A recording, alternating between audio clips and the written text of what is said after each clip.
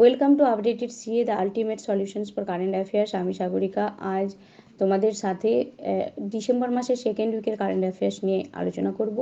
এই উইকের মধ্যে যেগুলো ন্যাশনাল ইন্টারন্যাশনাল লেভেলের নিউজ রয়েছে সেগুলোকে অন্যান্য বারের মতো এবারেও আমি বিভিন্ন ক্যাটাগরিতে ভাগ করেছি এবং সেগুলো তোমাদেরকে যতটা ইজি ওয়ে বোঝানোর চেষ্টা করব। তাহলে প্রথম ক্যাটাগরিতে রয়েছে award. Eminent Indian American Nikhil Srivastava and two others named Adam Marcus and Daniel Spielman have received 2022 Sirpian Foyas Prize in Operation Theory. বিখ্যাত ভারতীয় বংশোদ্ভূত আমেরিকান নিখিল শ্রীবাস্তব এবং অন্য দুজন যাদের নাম আদাম মার্কুস এবং ড্যানিয়েল স্পাইলম্যান, তারা 2022 সালে শিরপিয়ান ফোয়াস প্রাইজ অ্যাওয়ার্ডে ভূষিত হয়েছে। এবার এই যে প্রাইজটা কারা দেয়, এই প্রাইজটা আমেরিকান ম্যাথমেটিক্যাল সোসাইটি দেয়। এই যে শিরপিয়ান ফোয়াস প্রাইজ, এই প্রাইজটা আমেরিকান ম্যাথমেটিক্যাল সোসাইটি এটাকে প্রাইজ দেয় এবং এই প্রাইজটা দেওয়া হবে 2022 সালের 5 জানুয়ারি। এবং এটা একটা মানে আমেরিকান যে বংশোদ্ভূত, আমাদের যে ভারতীয় বংশোদ্ভূত আমেরিকান নিখিল শ্রীবাস্তব, যে বাকি দুজনকে নিয়ে অ্যাকচুয়ালি যেটা করেছে যে 1959 সাল থেকে ম্যাথের একটা প্রবলেম মানে সলভ করতে কেউ পারছিল না, ওনারা সলভ করেছেন। এবং আরেকটা যেটা বলে দিই যে নিখিল শ্রীবাস্তবের সঙ্গে যারা দুজন পেয়েছেন, অ্যাডাম মার্কুস, উনি সুইজারল্যান্ডের বাসিন্দা, এবং সেই সঙ্গে ড্যানিয়েল স্মাইলম্যান, উনি ইউএসের বাসিন্দা। Next, Assam's highest civilian award, Assam Baibhav, has been conferred to industrialist Ratan Tata. তাহলে শিল্পপতি রতন টাটাকে আসাম বৈভব সম্মানে ভূষিত করা হচ্ছে এবং এই আসাম বৈভব সম্মানটা হচ্ছে আসামের হাইয়েস্ট সিভিলিয়ান অ্যাওয়ার্ড। এবং রতন টাটাকে এই কারণে দেওয়া হচ্ছে যে উনি যে ক্যান্সার কেয়ারের যে ওনার কন্ট্রিবিউশন, অ্যাকচুয়ালি উনি অনেকগুলো টাটা ক্যান্সার ইনস্টিটিউট স্থাপন করেছেন আসামে এবং তার দ্বারা প্রচুর মানুষ উপকৃত হয়েছেন এবং সেখানে ওনার এই কন্ট্রিবিউশনের জন্য ওনাকে কিন্তু ক্যান্সার কেয়ারের কন্ট্রিবিউশনের জন্য এই সম্মানে ভূষিত করা হচ্ছে। নেক্সট, নিজামুদ্দিন বস্তি conservation project has backed the UNESCO Asia Pacific award for cultural heritage conservation 2021 under 2 categories like award of excellence and special recognition for sustainable development. তোমরা নিশ্চয়ই আমার যে ক্লাসগুলো ফলো করেছো সেখানে নিশ্চয়ই এটা দেখেছো যে আমি প্রত্যেকবারই আমি চেষ্টা করেছি যে তোমাদেরকে পুরো যতটা সম্ভব ইনফরমেশান দেওয়া যায় ডিটেলসে দেওয়ার। দেখো আমি কোন ক্যাটাগরিতে কোশ্চেন, কিন্তু এখন দিনের পর দিন যত দিন যাচ্ছে কিন্তু আমরা দেখতে পাচ্ছি যে কোশ্চেন খুব স্ট্যান্ডার্ড হচ্ছে এবং সেখানে কিভাবে কোশ্চেন হবে সত্যিই সেগুলো মানে পরীক্ষার্থীর কাছে সত্যিই খুব মানে ধোঁয়াশার ব্যাপার। তাই আমি চেষ্টা করছি যতগুলো ইম্পর্টেন্ট ইনফরমেশানকে তোমাদের কাছে তুলে ধরা যায়। দেখো আমি নিজামুদ্দিন বস্তি কনজারভেশন প্রজেক্ট এবারে UNESCO Asia Pacific award for cultural conservation 2021 এই পুরস্কারটা এবারে পেয়েছে এবং এটা যে দুটো ক্যাটাগরিতে পেয়েছে সেটা হচ্ছে award of excellence number 1 category আর সেকেন্ড হচ্ছে special recognition for sustainable development. কোশ্চেনটা তোমাদেরকে কোন ক্যাটাগরি এটাও হতে পারে, আবার এই প্রাইজটা কে পেয়েছে। এই নিজামুদ্দিন বস্তি কনজারভেশন প্রজেক্ট এটা হচ্ছে দিল্লির একটা প্রজেক্ট, যেটা যে প্রাইজটা পেয়েছে এর মধ্যে কী কী রয়েছে না, সাধারণত দেখা যাচ্ছে যে প্রায় 20খানা হিস্টোরিক মনুমেন্টস রয়েছে যেগুলো প্রায় 14th শতাব্দীর আশেপাশে যেগুলোকে বানানো হয়েছিল। সুফি সেন্ট হজরুদ্দিন নিজামুদ্দিন আউলিয়ার এরিয়ার মানে সমাধি যে রয়েছে ওনার কাছাকাছি। এবং সেখানে এই যে ইউনেস্কোর মানে দিল্লি নিজামুদ্দিন বস্তি কনজারভেশন প্রজেক্ট এটা যারা আন্ডারটেক করেছে তারা হলো, একটা হচ্ছে আগা খান ট্রাস্ট, একটা হচ্ছে আর্কিওলজিক্যাল সার্ভে অফ ইন্ডিয়া আর আরবান হেরিটেজ ফাউন্ডেশন, আর একটা হচ্ছে Delhi municipal corporation. Next, ESF Small Finance Bank Kerala has received a honorable mention in Best Bank for Women Entrepreneurship category at 4th Global SME Finance Award 2021। তাহলে ESF small finance bank এটা কেরালারই একটা সংস্থা যেটা একটা মানে সম্মান পেয়েছে। বেস্ট ব্যাঙ্ক ওমেন এন্টারপ্রেনারশিপ মানে মহিলা উদ্যোগীদের ক্ষেত্রে বেস্ট ব্যাঙ্কের তকমা পেয়েছে কিসে না 4th global SME finance award 2021। 2021 সালের 4th গ্লোবাল এসএমই ফাইন্যান্স অ্যাওয়ার্ডে বেস্ট মহিলা উদ্যোগীদের জন্য একটা বেস্ট ব্যাংকের তকমা পেয়েছে কেরালার ESF small finance bank. Next, Assamese poet Nilmani Fukan and Konkani novelist Damodar Mojo have won 56 2020 and 57 2021 Jnanpith respectively. তাহলে জ্ঞানপীঠ আমরা জানি বাংলা সাহিত্য বাংলা নয় মানে ভারতের একটা লিটারেরি যে সাহিত্যে মানে সাহিত্যিক যে পুরস্কার রয়েছে তার মধ্যে একটা সর্বোচ্চ পুরস্কার হচ্ছে জ্ঞানপীঠ অ্যাওয়ার্ড, এবং এবছর মানে একসঙ্গে দুটো বছরের পুরস্কার একসঙ্গে অ্যানাউন্স করা হয়েছে। 2020 সালের যেটা হচ্ছে 56তম জ্ঞানপীঠ, যেটার উইনার হলেন আসামের কবি নীলমণি ফুকান, এবং 57তম জ্ঞানপীঠ যেটা 2021 সালের পুরস্কার সেটা পেয়েছেন কোঙ্কনি ভাষার যে একজন ঔপন্যাসিক দামোদর মৌজু। এবার জ্ঞানপীঠ অ্যাওয়ার্ড এটা যেহেতু ভারতের বলেছি যে মানে হাইয়েস্ট লিটারেরি অ্যাওয়ার্ড, তো সেক্ষেত্রে এর সম্পর্কে এবার তোমাদেরকে এক্সট্রা কিছু ইনফরমেশন যেটা ভীষণভাবে পরীক্ষাতে আসে আমি সেটা বলছি। যে প্রথম কিন্তু এটাকে ইনস্টিটিউট করা হয়েছিল আমাদের এই যে জ্ঞানপীঠ অ্যাওয়ার্ডকে 1961 সালে, কিন্তু পুরস্কার শুরু হয়েছিল দেওয়া 1965 সাল থেকে, এবং প্রথম যিনি প্রাইজ পেয়েছিলেন তিনি অবশ্যই হলেন জি শঙ্কর কুরু। এরপর দেখে নিই যে 2018 সালে একজন অবশ্যই যখন নাম করা একজন মানুষ পেয়েছিলেন খুব, এবং তিনি অবশ্যই একজন বাঙালি, তো সেই ক্ষেত্রে আমি কিন্তু নামটা অনেক সময় আমাদের স্ট্যাটিক জিকেতে আসে তাই তোমাদের সঙ্গে শেয়ার করছি। 2018 সালে অমিতাভ ঘোষ 54তম জ্ঞানপীঠ অ্যাওয়ার্ড পেয়েছিলেন। দেখো কত তমটা অফকোর্স মনে রাখবে, 54তম জ্ঞানপীঠ অ্যাওয়ার্ড পেয়েছিলেন 2018 সালের অমিতাভ ঘোষ, এবং 2019 সালের মানে 55তম জ্ঞানপীঠ অ্যাওয়ার্ড পেয়েছিলেন মালয়ালম কবি আক্ষিধাম, এবং এটা 22টা ভাষায় যারা লিখবে তারাই এটা পুরস্কারের জন্য বিবেচিত হবে। এবং 2000 আরেকবার তাহলে তোমরা দেখো আমি পরপর 4 বছরে তোমাদের সঙ্গে শেয়ার করলাম। 2018 সালে 54তম জ্ঞানপীঠ পেয়েছিলেন অবশ্যই অমিতাভ ঘোষ, এবং 2019 সালের 55তম পেয়েছিলেন মালয়ালম কবি আক্ষিধাম। 2020 সালের যেটা সেটা 56তম জ্ঞানপীঠ অ্যাওয়ার্ড পেয়েছেন আসামের কবি নীলমণি ফুকান, এবং 57তম জ্ঞানপীঠ অ্যাওয়ার্ড 2021 সাল যেটা পেয়েছেন দামোদর মৌজো। নেক্সট ক্যাটাগরিতে রয়েছে sport. Viktor Axelsen from Denmark and Tai Tzu Ying, China has been declared as the male and female player of the year 2021 by BWF মানে ব্যাডমিন্টন ওয়ার্ল্ড ফেডারেশন। তাহলে ব্যাডমিন্টন ওয়ার্ল্ড ফেডারেশন 2021 সালের male player of the year হিসেবে declare করেছে কাকে না Victor অ্যাক্সেলসনকে, যিনি ডেনমার্কের খেলোয়াড় বা ডেনমার্কের বাসিন্দা। আবার ওমেন বা ফিমেল প্লেয়ার অফ দ্য ইয়ার 2021 হিসেবে ঘোষণা করেছেন তাইজু ইং বা তাইজি ইয়াং, যেভাবে তোমরা প্রনাউন্সিয়েশন করবে জাস্ট এটা তোমাদের উপর ডিপেন্ড করছে। চায়নার একজন খেলোয়াড় যাকে female player of the year হিসেবে ঘোষণা করেছেন। এবার দেখে নিই তাহলে BWF মানে ব্যাডমিন্টন ওয়ার্ল্ড ফেডারেশনের স্থাপিত হয়েছে 1934 সালে, এবং এর হেড অফিস রয়েছে অবশ্যই কুয়ালালামপুর, মালয়েশিয়া। নেক্সট যেটা রয়েছে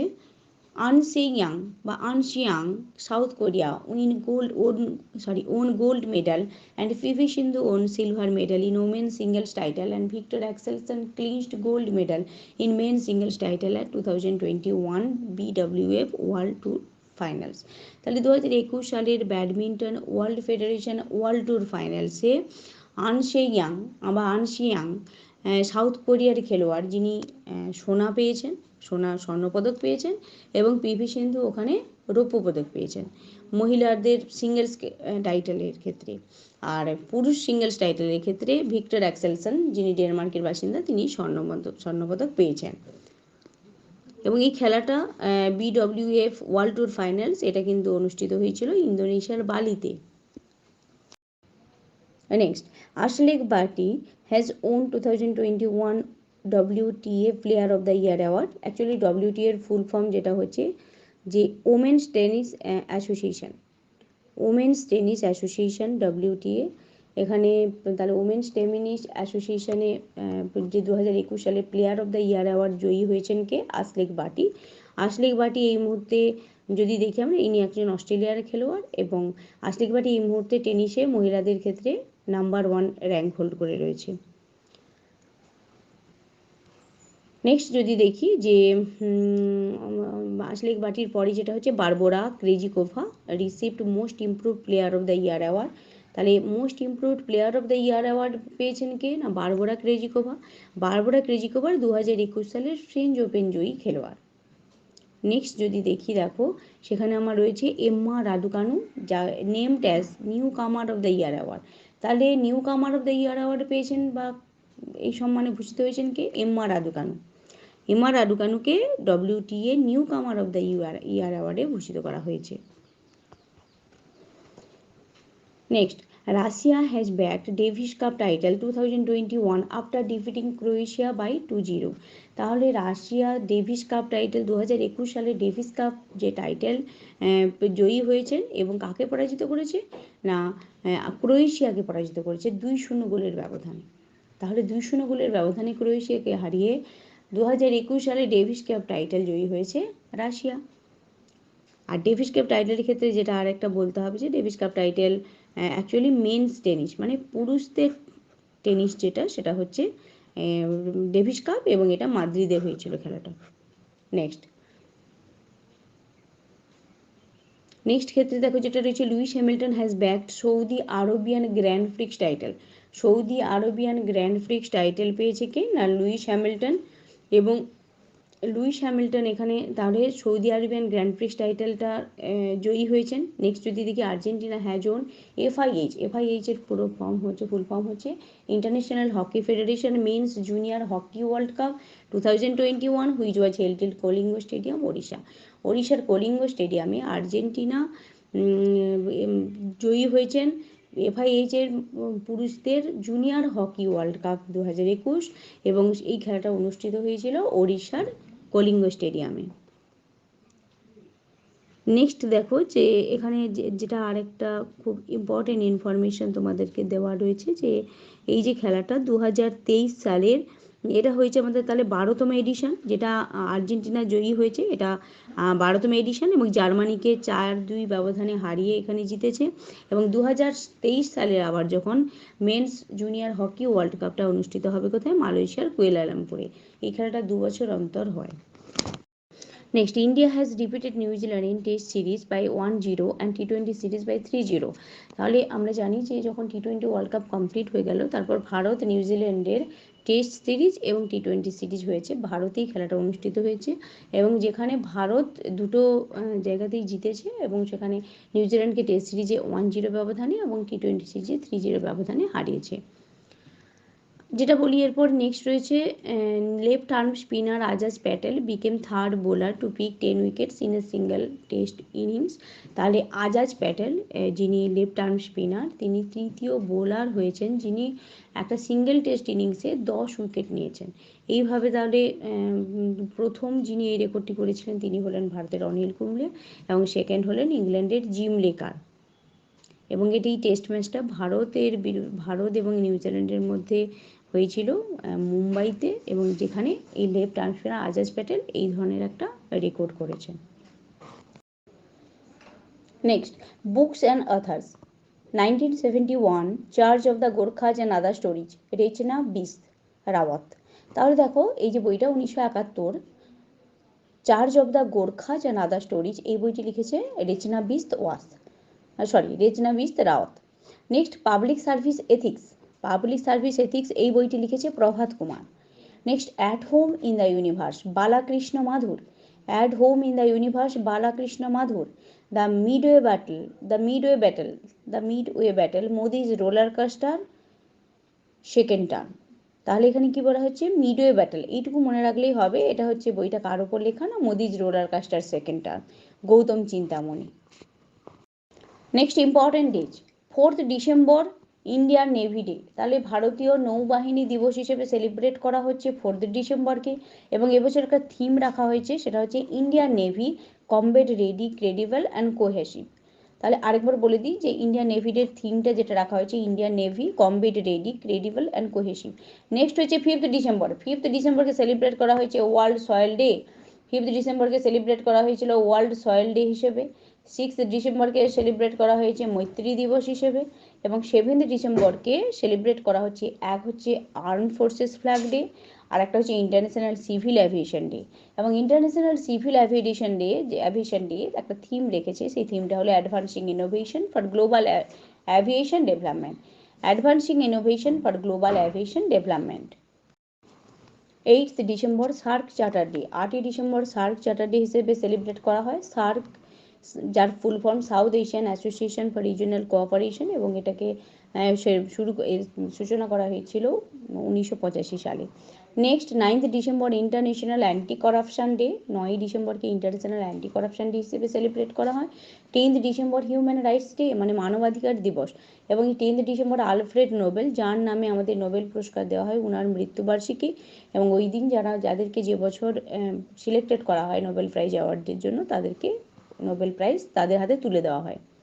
next 11 December international mountain day, আরেকটা এখানে ইনফরমেশন তোমাদেরকে দিয়ে দিই, সেটা হচ্ছে এই যে হিউম্যান রাইটস ডে, এটা ইউনাইটেড নেশনস 1948 সালে সূচনা করেছিল। এবং সেই সঙ্গে আরেকটা জিনিস জানতে হবে যে এনএইচআরসি, যেটা full form national human rights commission, সেটা ভারতে 1993 সালে প্রতিষ্ঠা হয়েছিল। নেক্সট 11 ডিসেম্বর বা 11 December international mountain day and UNICEF day.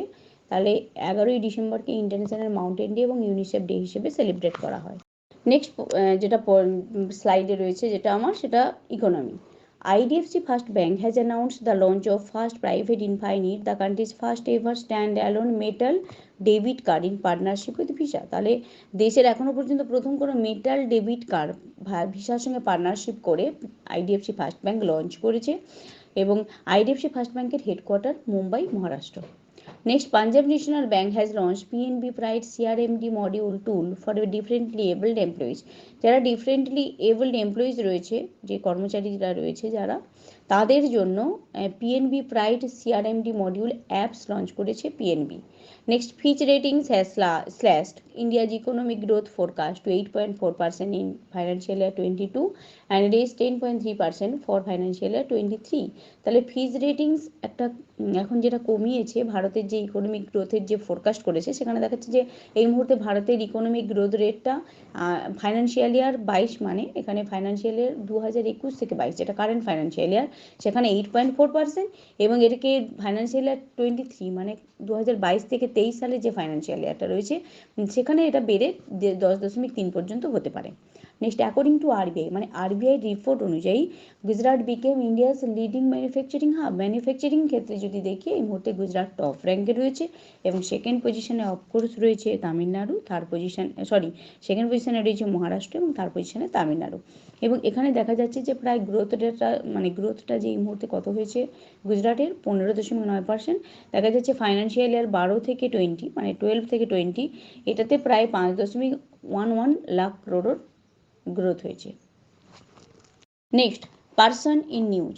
কোনিজেতি Rosaiah, former CM of AP means Andhra Pradesh and governor of Tamil Nadu has passed away. তাহলে কোনিজেতি রোসাইয়া, যিনি অন্ধ্রপ্রদেশের প্রাক্তন সিএম ছিলেন, এবং তখন অন্ধ্রপ্রদেশ কিন্তু অবিভক্তি ছিল, এবং তামিলনাড়ুর রাজ্যপাল ছিলেন, তিনি সাম্প্রতিককালে মারা গেছেন।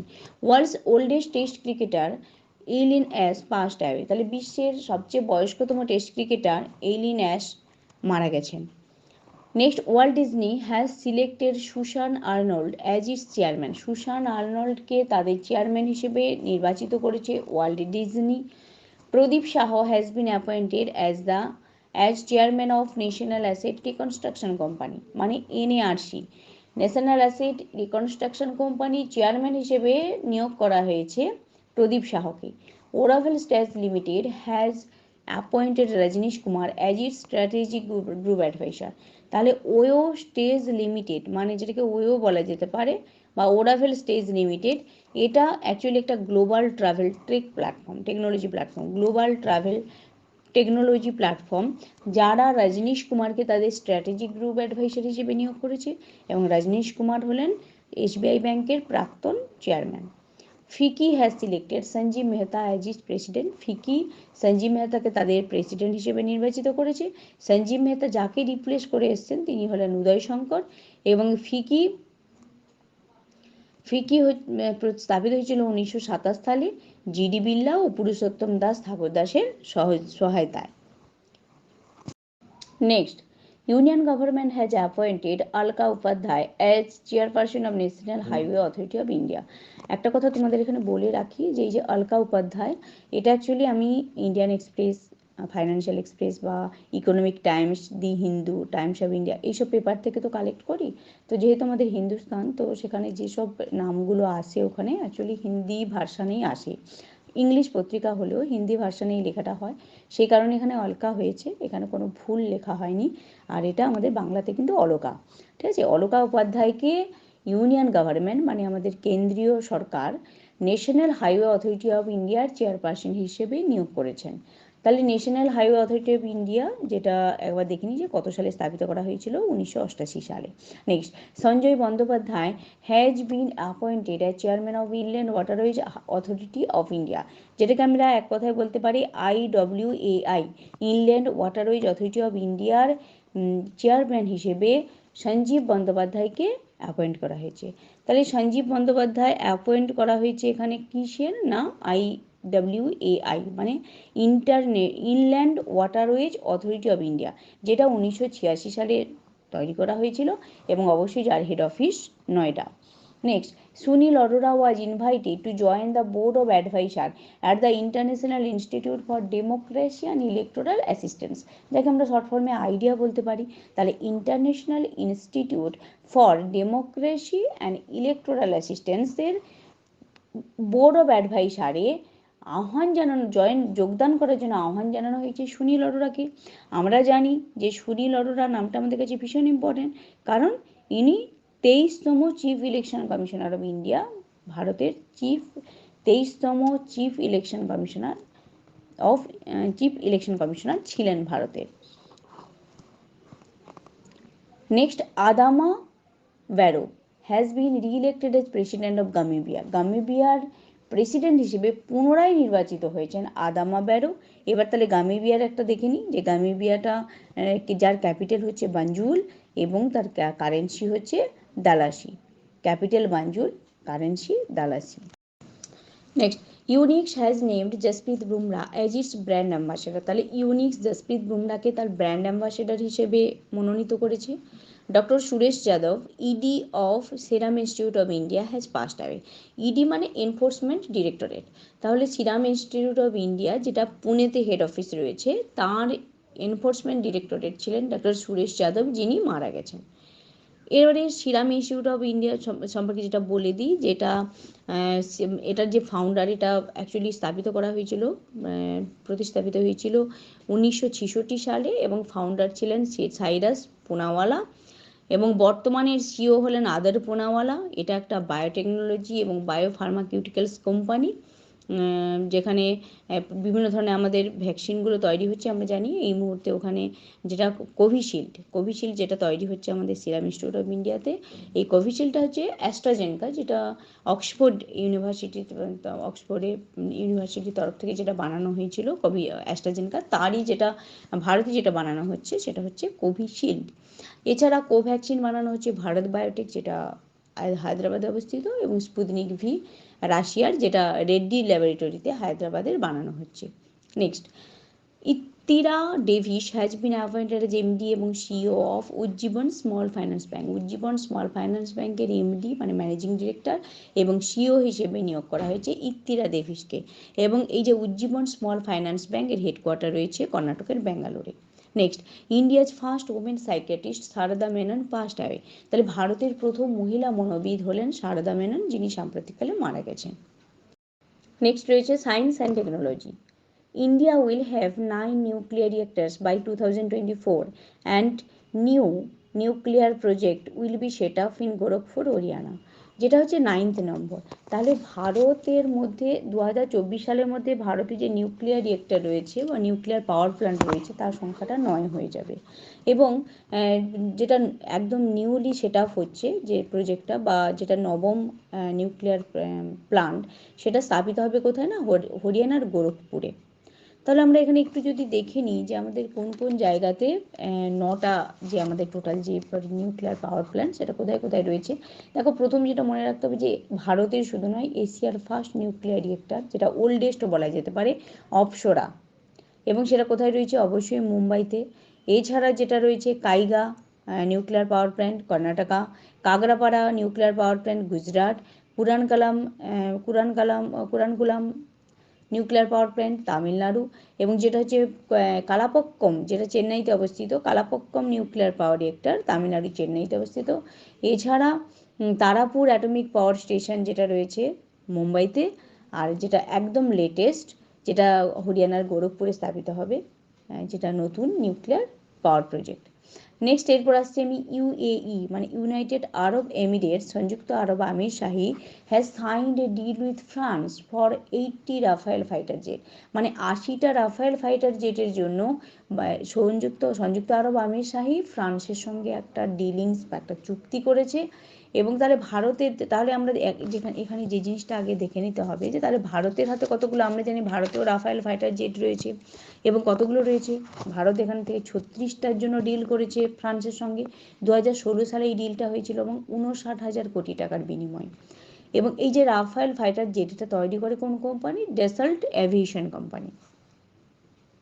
Next, India signed with Russia for production of over 5 lakh AK-203 assault rifles at Korwa Amethi in UP. তাহলে উত্তরপ্রদেশের আমেঠির কারওয়া গ্রামে মানে প্রায় 5 লক্ষেরও বেশি AK-203 অ্যাসল্ট রাইফেল উৎপাদনের ব্যাপারে ভারত এবং রাশিয়ার মধ্যে চুক্তি স্বাক্ষরিত হয়েছে। এবং এটা অবশ্যই একটা সেলফ রিলায়েন্ট ইন্ডিয়া বা আত্মনির্ভর ভারতেরই একটা স্টেপ। GRAC, যেটার ফুল ফর্ম হচ্ছে গার্ডেন ডি ship builders and engineers, has launch Sandhayak first of the 4 survey vessels project for Indian navy. তাহলে ভারতীয় নৌবাহিনীর জন্য সন্ধ্যায়ক, যেটা হচ্ছে 4টে সার্ভে ভেসেল প্রজেক্টের মধ্যে প্রথম, তাহলে সন্ধ্যায়কটা হচ্ছে প্রথম লার্জ সার্ভে ভেসেলস, যেটা ভারত যেটা বানানো হয়েছে কোথায়, বানানো এবং লঞ্চ করা হয়েছে কোথায় না, গার্ডেনডিজ শিপ বিল্ডার্স অ্যান্ড ইঞ্জিনিয়ার্সে। এটাকে তাহলে ডেভেলপড এবং ডিজাইনও করেছে কে? এই যে সন্ধ্যায়ককে GRAC মানে গার্ডেনডিজ ship builders and engineers. Next, India successfully test fire the vertically launch short range surface to air missile, যেটাকে আমরা শর্ট ফর্মে বলতে পারি VLSR SAM from Chandipur Odisha. তাহলে ওড়িশার চাঁদিপুর, যেটা বালেশ্বরের ওখানে বে অফ বেঙ্গলের যে কোস্টে অবস্থিত, এবং এটাকে আগে আমরা অ্যাকচুয়ালি হুইলার দ্বীপ হিসেবে জানতাম, যেখান থেকে রকেটগুলোকে উৎক্ষেপণ করা হয়, বিভিন্ন ধরনের পরীক্ষামূলক পরীক্ষামূলক উৎক্ষেপণ করা হয়। তো সেখানে এখন কিন্তু আর সেই হুইলার দ্বীপ নেই, হুইলার দ্বীপের নাম হয়ে গেছে আবুল কালাম আইল্যান্ড। সেই আবুল কালাম আইল্যান্ড, যেটা চাঁদিপুরে অবস্থিত, সেখান থেকেই ভারত সফলভাবে প্রয়োগমূলকভাবে পরীক্ষা করেছে vertically launched short range surface to air missile, যেটাকে আমরা শর্ট ফর্মে VLSR SM বলতে পারি। Next, India successfully test fire air version of BrahMos supersonic cruise missile from Chandipur. এখানে ওড়িশার চাঁদিপুর, যেটাকে এখন বলা হচ্ছে আব্দুল কালাম আইল্যান্ড, আগে এটাকে হুইলার দ্বীপ বলা হতো, এখন তার নাম হয়ে গেছে আবুল কালাম আইল্যান্ড। সেখান থেকে ভারত সফলভাবে পরীক্ষামূলক প্রয়োগ করেছে ব্রাহ্মস সুপারসনিক ক্রুইজ মিসাইলের এয়ার ভার্সন মানে যেটা বায়ু মাধ্যম থেকে ছাড়া হবে, মানে বলা যেতে পারে যে ফাইটার জেট থেকে ছাড়া হবে। নেক্সট, দ্য ন্যাশনাল, এখানে আরও একটা ব্যাপার বলি, ব্রাহ্মসের ব্যাপারটা বলি। ব্রাহ্মস সুপারসনিক যে ক্রুইজ মিসাইল, অ্যাকচুয়ালি ব্রাহ্মসটা হচ্ছে জয়েন্ট ভেঞ্চার, এখানে DRDO এবং NPO মাসিনো স্টোইয়েনা, যেটা রাশিয়া। অ্যাকচুয়ালি ব্রহ্মপুত্র আর মস্কো, যেটা হচ্ছে মস্কোভা রিভার, এই দুটো থেকেই নামকরণ করা হয়েছে। এবং এখানে DRDOর যে প্রতিষ্ঠা ইয়ারটা বলে দিচ্ছি, 1958। Next, the National Aeronautics and Space Administration launched the Laser Communications Relay Demonstration, যেটাকে শর্ট ফর্মে লর্ড বলা যেতে পারে।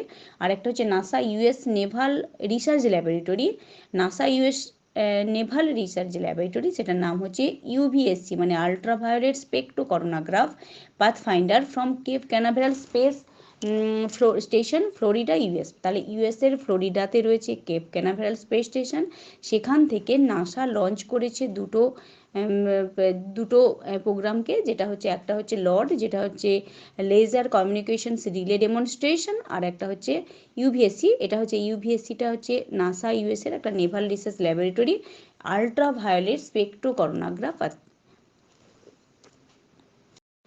Next exercise.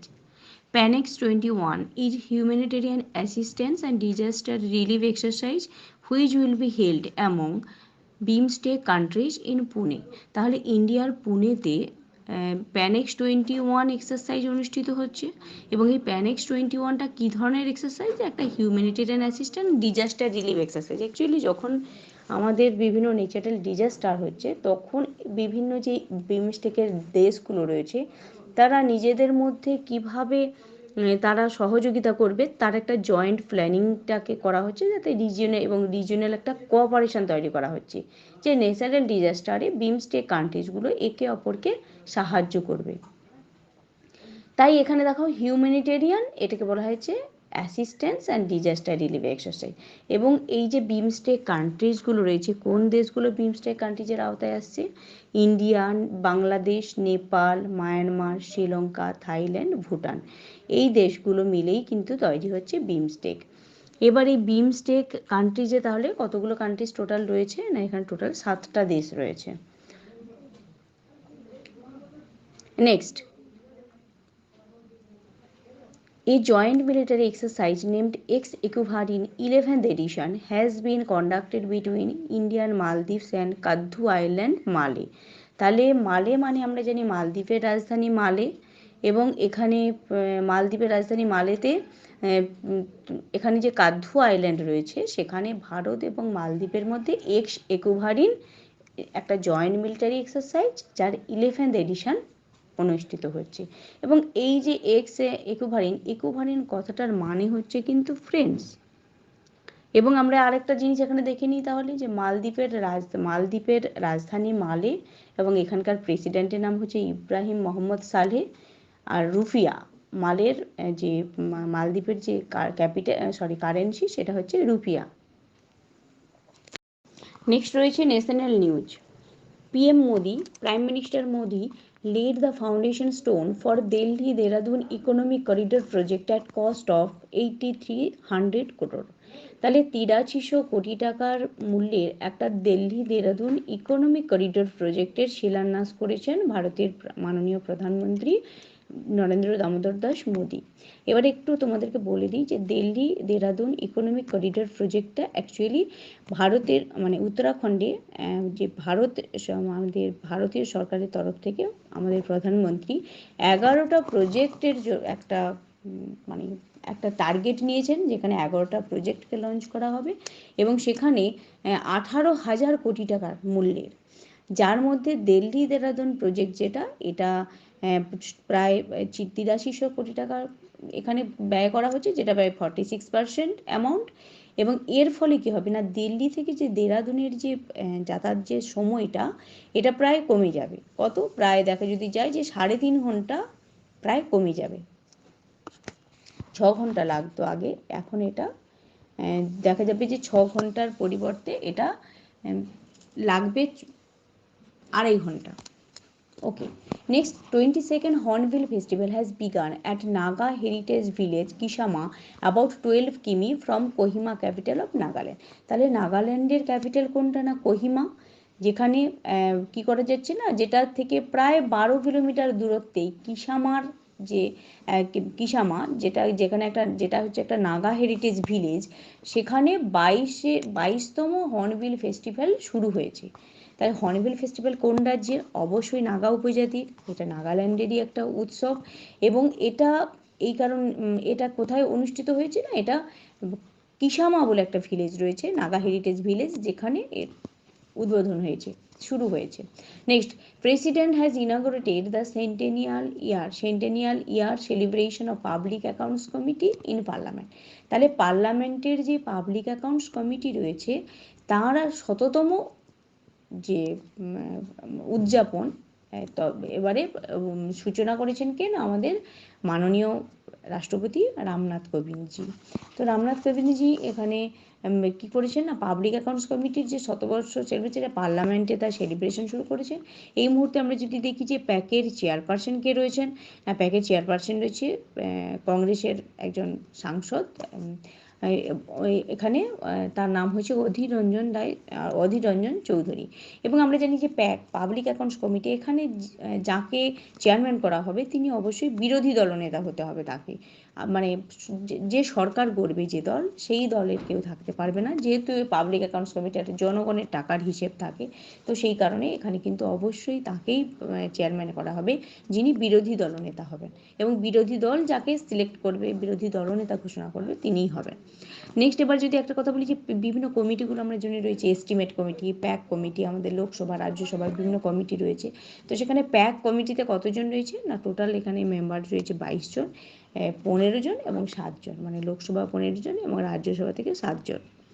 নেক্সট দেখো আমরা এখানে যদি আরেকটা জিনিস যদি দেখে নিই, যে এখানে বেশ যে এই মুহূর্তে আমাদের লোকসভার স্পিকার কে রয়েছেন, ওম বিড়লা, এবং আমাদের যিনি হচ্ছে রাজ্যসভার চেয়ারম্যান কে না, যিনি আমাদের ভাইস প্রেসিডেন্ট ভেঙ্কাইয়া নাইডুজি, উনি হলেন আমাদের রাজ্যসভার চেয়ারম্যান।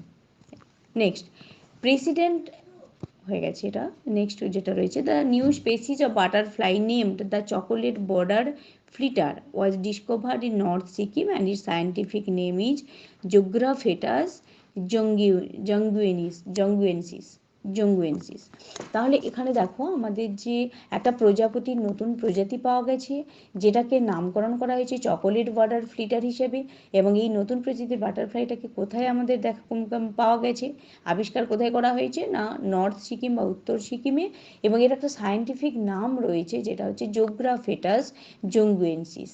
তাহলে দেখো জিনিসটা হতে পারে যে যে নতুন প্রজাতি পাওয়া গেছে তার নাম কি, প্রশ্ন এইভাবে আসতে পারে, বা কোথায় ডিসকভার করা হয়েছে, বা এর সায়েন্টিফিক নেম কি। তিনটে ইম্পর্টেন্ট এবং আমি এখানে তিনটে মেনশন করে দিয়েছি। Next, union government has set a target to open 10,500 PM ভারতীয় জন ঔষধি কেন্দ্র বাই 2025। তাহলে 2025 সালের যে জন ঔষধি কেন্দ্র 2025 সালের মধ্যে মানে আমাদের কেন্দ্রীয় সরকার একটা টার্গেট নিয়েছে বা লক্ষ্যমাত্রা রেখেছে যে তারা 10,500টি প্রধানমন্ত্রী ভারতীয় জনঔষধি কেন্দ্র স্থাপন করবে। Next, India hosted A 2-day cyber security seminar for SCO countries in new Delhi. SCO যে কান্ট্রিজগুলো রয়েছে তাদেরকে নিয়ে একটা সাইবার সিকিউরিটি সেমিনারের 2 দিনের একটা সাইবার সিকিউরিটি সেমিনারের আয়োজন করেছে ভারত। কোথায় না, এটা নিউ দিল্লিতে। তাহলে নিউ দিল্লিতে এসসিও কান্ট্রিজ যারা রয়েছে তাদেরকে নিয়ে একটা 2 দিনের সাইবার সিকিউরিটি সেমিনার মানে সেমিনারটিকে আয়োজন করছে ভারত নিউ দিল্লিতে। Next, ministry of housing and urban affairs, যেটাকে আমরা শর্ট ফর্মে মহুয়া বলতে পারি, has extended the time line of the smart cities mission by June 2023। 2023 সালের জুন মাসের মধ্যে এই যে টোটাল যে স্মার্ট সিটিজ মিশনটা যে টাইম লাইনটাকে বাড়ানো হয়েছে, তাহলে ministry of housing and urban affairs time line বাড়িয়েছে স্মার্ট সিটিজ মিশনের 2023 সালের জুন পর্যন্ত। Next, West wise সিটিজ best practice in municipal solid waste management report. দেখো এই যে একটা রিপোর্ট বেরিয়েছে যেটা হচ্ছে ওয়েস্ট ওয়াইজ সিটিজের রিপোর্ট, যেটা কি রয়েছে না, বেস্ট প্র্যাকটিস মিউনিসিপ্যাল ওয়েস্ট, মানে যে পৌরসভার যে যেগুলো ওয়েস্ট ম্যানেজমেন্ট রয়েছে সেটাকে কিভাবে মানে কিভাবে সেটাকে ব্যবহার পদ্ধতি করে, কোন পদ্ধতিতে তাকে সুন্দরভাবে তার সেই ওয়েস্টগুলোকে মানে ঠিক জায়গায় সেটাকে ফেলা হচ্ছে এবং সেখান থেকে বা ঠিকভাবে সেটাকে বর্জ্য বানানো হচ্ছে, সব কিছু মিলেই যে ওয়েস্টের যে জিনিসগুলোকে নিয়ে কোন পৌরসভা কিভাবে সেটাকে মানে রেখেছে, সেটাকে ঠিকঠাক জায়গায় ফেলা থেকে শুরু করে তার ব্যবস্থাটা ঠিকঠাক কে গ্রহণ করেছে সেটার উপর একটা রিপোর্ট রিলিজ হয়েছে, এবং এই রিপোর্টটি রিলিজ করেছে নীতি আয়োগ এবং centre for science and environment, যেটাকে আমরা শর্ট ফর্মে CSC বলতে পারি। এবং এখানে দেখা গেছে যে আমাদের সবচেয়ে ক্লিনেস্ট সিটির যেটা তকমা দেওয়া হয়েছে, এটা আগে বলে দিয়েছি 15টা রাজ্যের 28টা শহরের ওপরে এই রিপোর্টটাকে করা হয়েছে, এবং সেখানে সবচেয়ে ক্লিনেস্ট সিটির তকমা মানে বেশ কয়েক বছরের জন্য যাকে করা যে সিটি পেল সেটা হচ্ছে ইন্দোর। প্রথম র্যাঙ্ক হোল্ড করেছে তাহলে ইন্দোর, এবং সেকেন্ড র্যাঙ্ক হোল্ড করেছে এখানে, সেকেন্ড র্যাঙ্ক যেটা হোল্ড করেছে সেটা হচ্ছে অবশ্যই সুরাট। আর এখানে যদি দেখা যায় যে ই ওয়েস্ট ম্যানেজমেন্টের ক্ষেত্রে যেটা যাকে প্রাইজটা দেওয়া হয়েছে অবশ্যই জামশেদপুর। ই ওয়েস্ট ম্যানেজমেন্টের ক্ষেত্রে তাহলে উইনার হলো কে না Jamshedpur. Next, the ministry of housing and urban affairs মানে মহুয়াজ স্বচ্ছ Bharat mission urban 2.0 has launch the স্বচ্ছ technology challenge to evolve entrepreneurial skills for country's e waste management.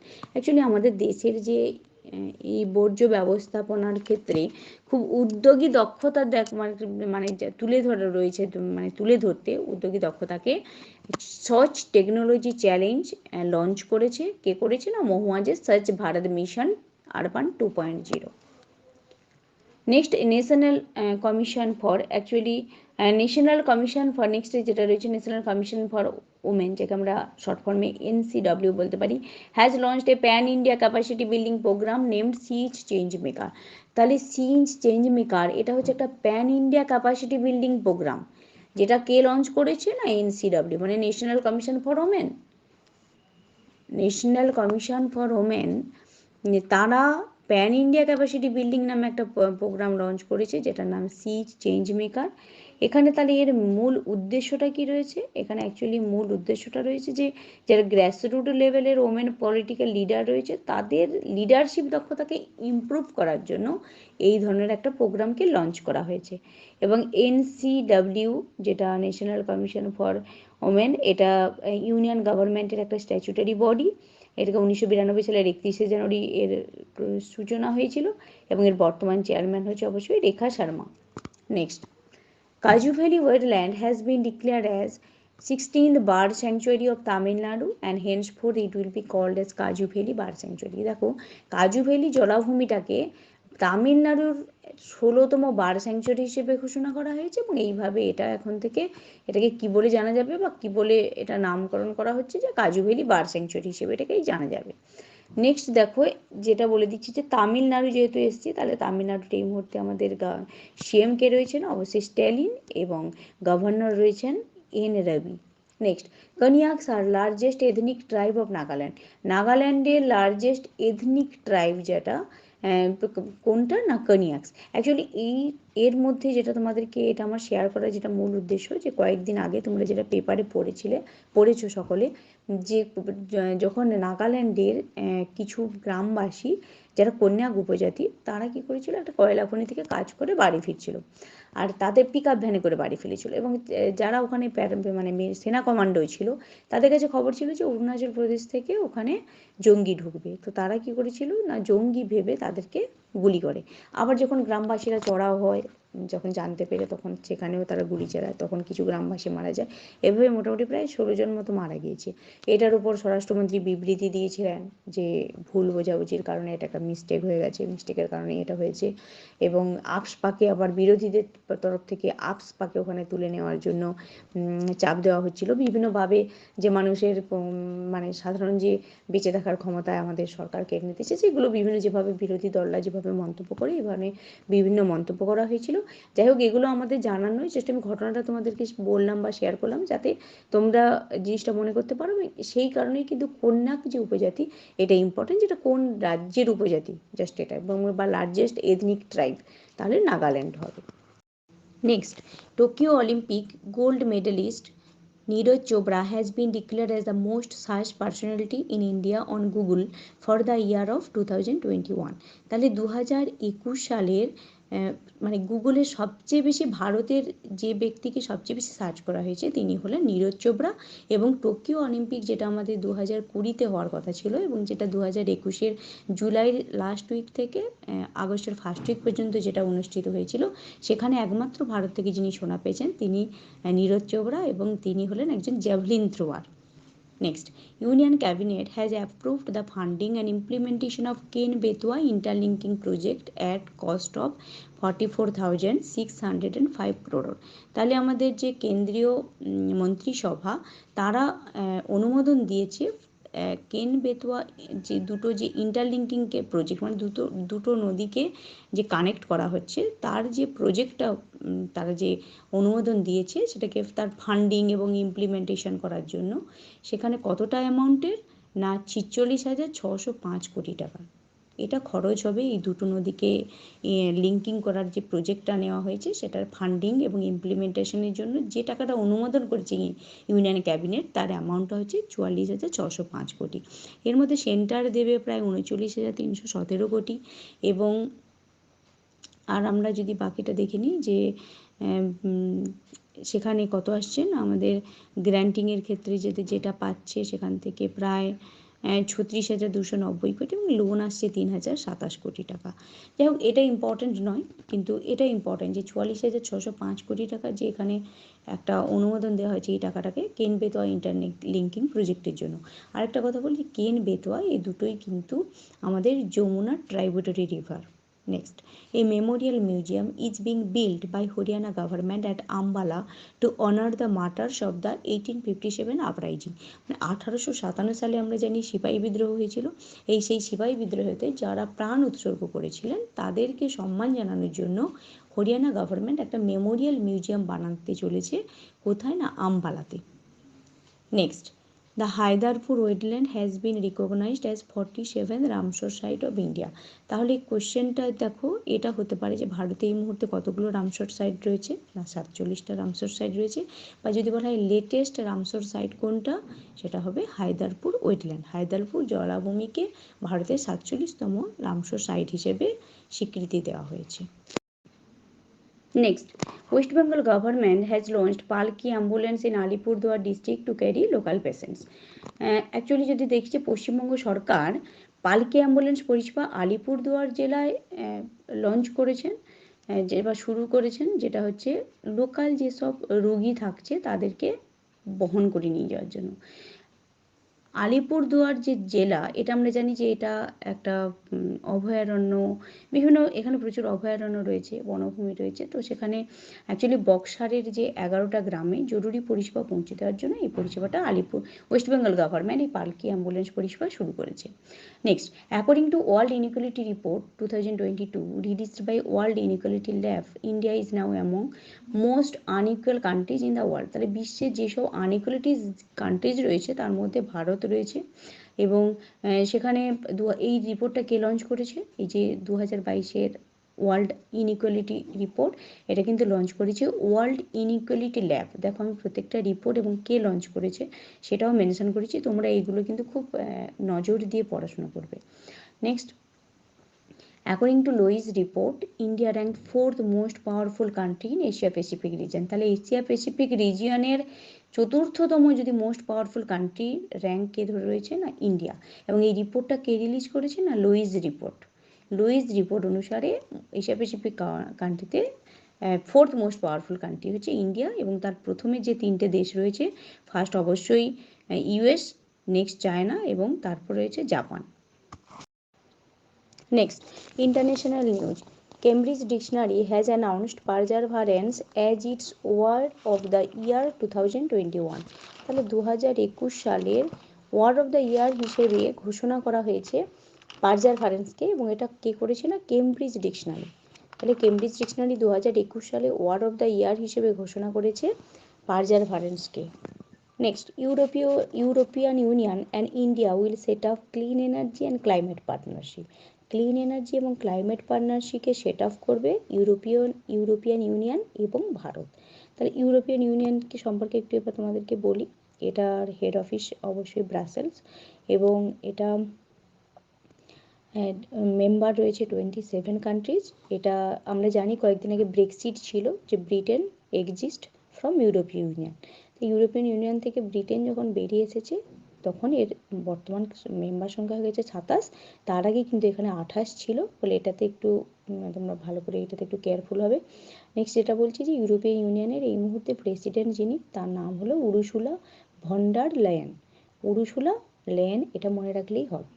Next, Forbes ranking of 100 most powerful women of the world, McKinsey Scott top the list. Nirmala Sitharaman ranked 37th position. তাহলে Forbes তার most powerful women সারা বিশ্বের মধ্যে 100 জন মহিলাকে selected করেছে যারা most powerful হিসেবে বিবেচিত হচ্ছে। এবং সেখানে ম্যাকেনজি স্কট লিস্টের মধ্যে প্রথম র্যাঙ্ক করেছে। এবার ভারত থেকে আমাদের অর্থমন্ত্রী, বর্তমান অর্থমন্ত্রী নির্মলা সীতারামন, উনি 37তম পজিশনে রয়েছেন। এবং তাছাড়া আর যারা রয়েছেন তাদের নামটা একটু বলে দিই। এই মুহূর্তে যেমন HCL কর্পোরেশনের CEO রেশমি নাদার মালহোত্রা 52 র্যাঙ্ক করেছেন। নেক্সট বায়োকনের এক্স চেয়ারপারসন কিরণ মজুমদার শাহ, তার বর্তমানে র্যাঙ্ক 72। এবং নেকা ফাউন্ডার, যিনি মানে শিল্পপতি সপ্তম ছিলেন, তো সেই ফাল্গুনী নায়ার, উনি 88 র্যাঙ্ক করেছেন।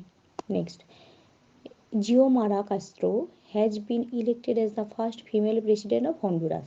তাহলে হন্ডুরাসের ফার্স্ট ফিমেল প্রেসিডেন্ট হিসেবে নির্বাচিত করা হয়েছে জিওমারা কাস্ত্রোকে। এবার হন্ডুরাসের অ্যাকচুয়ালি তিনি জিওমারা কাস্ত্রো, যিনি প্রথম মহিলা রাষ্ট্রপতি হয়েছেন হন্ডুরাসের, তিনি 2022 সালের 27 জানুয়ারি শপথ বাক্য পাঠ করবেন। এবং তার ক্যাপিটালটা হন্ডুরাসের হলো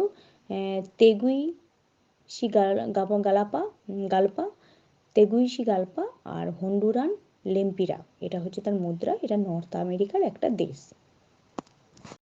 next, Switzerland has legalised a suicide machine named Sarco for painless death. তাহলে সুইজারল্যান্ড একটা যন্ত্রণাহীন মৃত্যুর একটা মেশিন তৈরি করেছে যেটার নাম সার্কো, এবং এটাকে লিগ্যালাইজড করা হয়েছে। বের করেছে শুধু নয়, আমি ভুল বললাম এখানে, সুইজারল্যান্ড লিগ্যালাইজড করেছে, স্বীকৃতি দিয়েছে তাকে আইনসম্মতভাবে, যে যন্ত্রণাহীন মৃত্যুর জন্য একটা সুইসাইড মেশিন, এবং যেটার নাম circo. Next, Australia decided to boycott 2022 Beijing Winter Olympics after US, UK and Canada. আমরা জানি যে 2022 সালে যে উইন্টার অলিম্পিক্স, এটা বেজিং, চীনের বেইজিংয়ে অনুষ্ঠিত হবে, এবং অস্ট্রেলিয়া সেখানে সিদ্ধান্ত নিয়েছে যে তারা এই বেইজিংয়ের উইন্টার অলিম্পিক্সকে বয়কট করবে। তার আগে যে দেশগুলো বয়কটের সিদ্ধান্ত নিয়েছে তারা হলো যথারীতি USA, ইউনাইটেড স্টেটস, এবং UK, ইউনাইটেড কিংডম, এবং Canada. Next, coral reefs in western India. Coral reefs in western Indian Ocean are at risk of extinction by 2070 due to warming temperatures and overfishing. Coral reefs মানে আমরা জানি যেটা শৈবাল, যে প্রবালগুলো রয়েছে, যেটা পশ্চিম ভারতের যে সাগর রয়েছে, মহাসাগর, সেখানে তারা এখন খুব মানে অস্তিত্বের দিক থেকে খুব বিপদ ঝুঁকির মধ্যে রয়েছে। কারণ 2070 সালের মধ্যে দেখা যাচ্ছে তারা যে কোনো মুহূর্তে আমাদের থেকে তারা অবলুপ্ত হয়ে যেতে পারে, আমাদের যে ইকোসিস্টেম রয়েছে। এবং তার কারণ হিসেবে যেটা দেখা যাচ্ছে যে আমাদের যে টেম্পারেচারটা পরপর বাড়ছে, এবং ওভারফিশিং, মানে এক্সেস পরিমাণে মাছটাকে তুলে নেওয়া হচ্ছে, যেখানে দেখা যাচ্ছে যে আমাদের যে অ্যাকোয়াটিক সিস্টেমটা সেখানে বিঘ্নিত হচ্ছে। Next, fifth Indian Ocean conference was held in Abu Dhabi, UAE. S Jaishankar has address the meeting. তাহলে পঞ্চম ইন্ডিয়ান ওশিয়ান কনফারেন্স আয়োজিত হয়েছে UAE, সংযুক্ত আরব আমিরাতের আবুধাবিতে, এবং ভারতের তরফ থেকে আমাদের বিদেশ মন্ত্রী এস জয়শঙ্কর সেই মিটিংটা অ্যাড্রেস করছেন।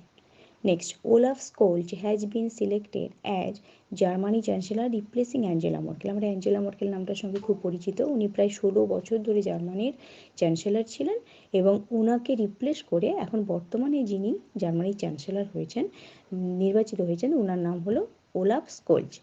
জার্মানি তাহলে দেখে নিই যে রাজধানী বার্লিন, এবং মুদ্রা অবশ্যই ইউরো।